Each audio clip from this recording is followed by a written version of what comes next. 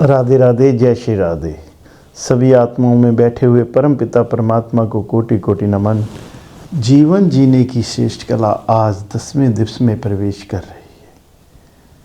मेरी प्यारी आत्माओं, विचार करो, दान करना क्यों जरूरी है। ग्रंथों का लेख, गुरुजनों का कहना कि हमें 10वें हिस्से का दान, जिसे हम दसवंध कहते हैं, वो करना चाहिए। जैसे हमने 1,00,000 रुपया धन अर्जित किया, उसमें से 10,000 क्यों करना चाहिए। एक उदाहरण के माध्यम से, जैसे एक पिता के 3 संतानें, तो वो तीनों संतानों को अपनी प्रॉपर्टी का हिस्सा एक बराबर देगा। तीनों को एक बराबर दे दिया।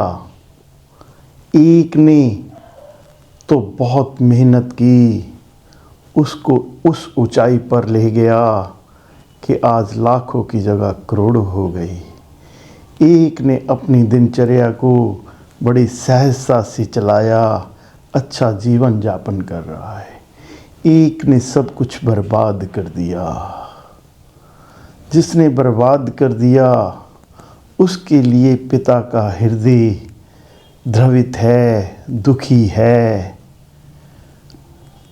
जिसने बहुत धन अर्जित किया, उससे वो खुश तो हो सकता है पर प्रसन्न नहीं। क्यों?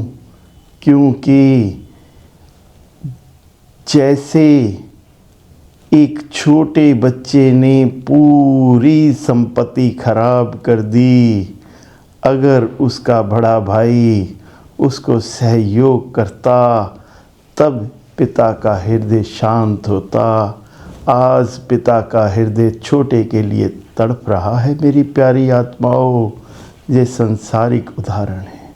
वैसे ही परम पिता परमात्मा का ये नियम है कि जो हम बोएंगे वो काटेंगे।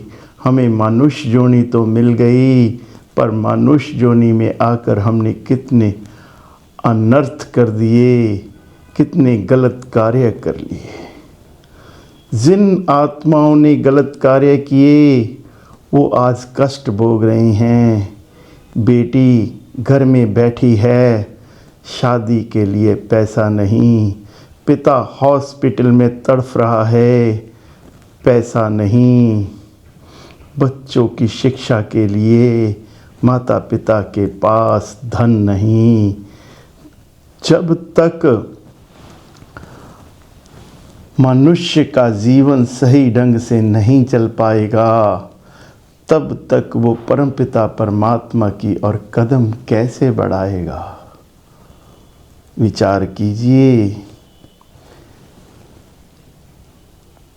पिछले कर्मों के कारण आज वो पीड़ित है। इसीलिए परमपिता परमात्मा ने ये ग्रंथों में गुरुजनों के मुख से कहलवाया कि वही तुम 100 रुपये तुझे मिल रहे हैं, 10 रुपये तुम उन आत्माओं को खर्च करो जो इस समय पीड़ित हैं। 90 रुपये तुम अपना पालन पोषण करो। खाली शारीरिक आत्माओं के लिए नहीं कह रहे हैं, वो कह रहे हैं गौशालाओं में दीन दुखियों की हर एक जगह जहाँ सेवा की ज़रूरत है, वहाँ आप दसवंध का हिस्सा दो। दान किसे कहते हैं?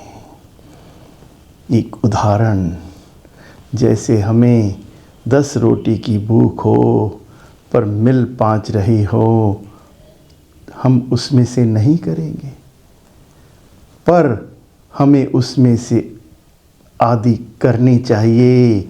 जब हम उसमें से आदि करेंगे तो ये प्रकृति का नियम है, अनंत गुना मिलेगी। क्योंकि हमें किसी का हक नहीं खाना। आज आप विचार करके देखो, एक शाहूकार से आप कर्ज़ा लेते हो, उसको कर्ज़ा समय पर लौटाते हो, फिर भी ब्याज देते हो। अगर नहीं दोगे तो उसका हृदय दुखी होगा।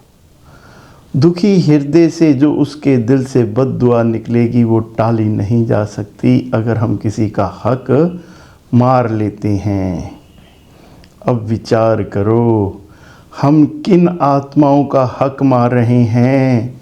जो आत्माएं पीड़ित हैं। और किसका हक मार रहे हैं? जो हमें अनंत गुना दे रहा है, जो कह रहा है कि मैं तुझे 100 देता हूँ, तुम 90 इस्तेमाल करके 10 उन आत्माओं पर खर्च कर दो जो जीव हैं या नरजीव हैं।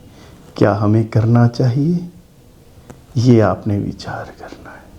खाली पैसे का दान दान नहीं होता, समय का दान भी दान होता है, क्षमा दान भी दान होता है, और किसी के दुख में खड़े हो जाना वो भी एक सहयोग होता है।